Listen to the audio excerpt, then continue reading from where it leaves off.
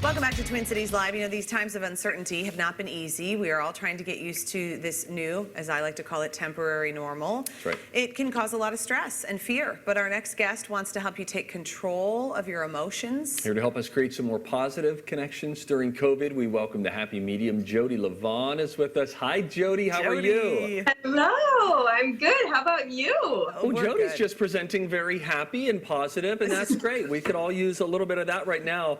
Okay, so we're all talking about how we can stay connected. And earlier this week, we talked about maybe we should have been calling this physical distancing, not social distancing. And we got to figure out how we can stay connected to people. Boy, don't we wish we could just hug some more folks, but we can't. But you say, wait, you can with your words. Do tell. Yes, absolutely. You can hug people with your words, and people can feel it. I mean, even if you just say that statement, people feel good. Because social distancing is one thing, but emotional distancing, that makes you feel awful all the time. So create a schedule.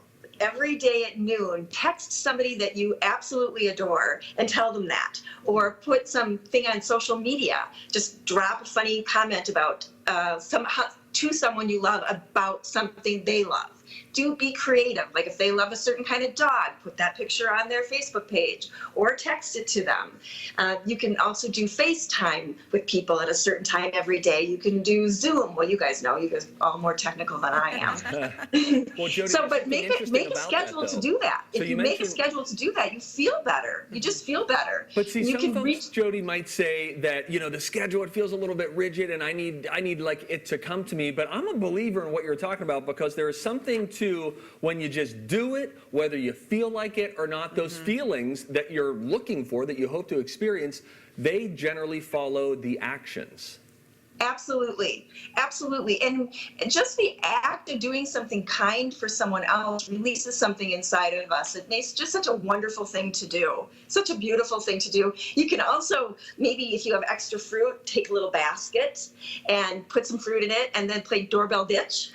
Go to your neighbors, ring the doorbell with love, and then call them or text them and let them know that you did that. What a nice thing, especially when food can be scarce. Or toilet paper. Do it with toilet paper. I'd answer that door. Yeah, don't just TP someone's house. Just literally leave TP at their house. It's a new way of teaching. Yeah, that's a good way to do it. But that's part of this idea of paying it forward. And I want to know from your perspective, Jody, when it comes to, you know, you're always talking about your intuition and your energy. What happens to us when we do something kind for other people and we get outside of ourselves?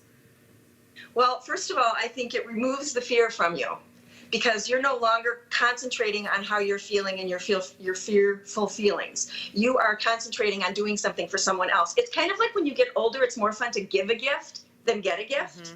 It's that same thing. You just feel good doing it. You know that you lighten their load. And you don't even do it because you want their thank you. You just do it because it feels good to you. I mean, I'm seeing people all over the place do beautiful things. I mean, this has really brought that out, like unusual things that people do for each other without even wish for thanks. It's just wonderful. And you know, when you feel good, your immune system, this is my belief, that your immune system is better. It's stronger when you feel good. When you say nice things to yourself, it's just a better thing to do for yourself. You feel better, even if you fake it at the beginning. You start to believe your own story. If you say things like, I feel good, I feel pretty good.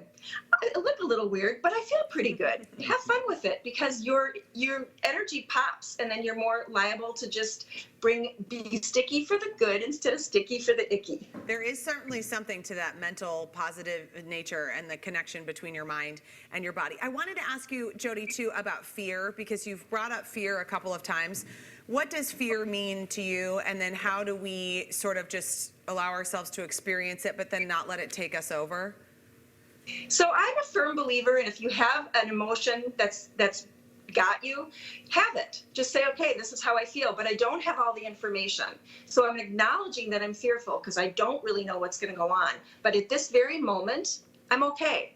At this very moment, I'm moving through it, and I'm going to find a different feeling that is going to energize me. And because what happens is we start to be afraid, and then it kind of ripples. It just keeps going and keeps going and keeps going, and it catches fire. But when we say something nice to ourselves or try to believe something that's good that's going on, concentrate on it, that ripples too. Did I answer your question? Yeah, that's You helpful. did. Jody, I love this. Let's just get down to the basics. People feel better when they play games. And you're telling us, like, hey, loosen up and even just play some virtual games with your friends. What kind of games are we playing?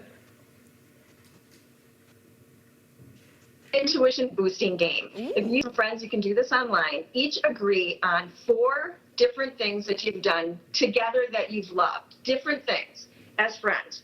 And then one friend you put it on a little piece of paper, each thing, and then you pick one. Nobody knows which one you've picked.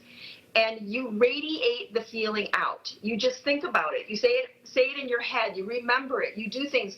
When you're friends with somebody, you can actually feel that feeling, and your friend might just be able to sense it or guess what you're feeling and what event you're talking about. And you can do it with colors too. If you think about a color and you radiate that feeling out, I do this with my kids.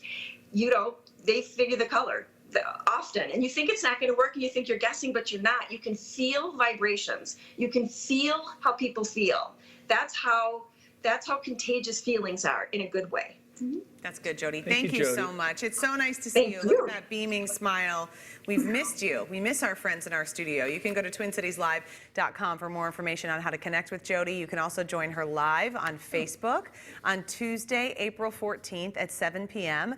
She's going to share some more fun intuition boosting games and then some tips on how you can clear energy in your home if it's feeling like the walls are closing in a little bit. I think it might be feeling that way for a lot of folks. It's expected.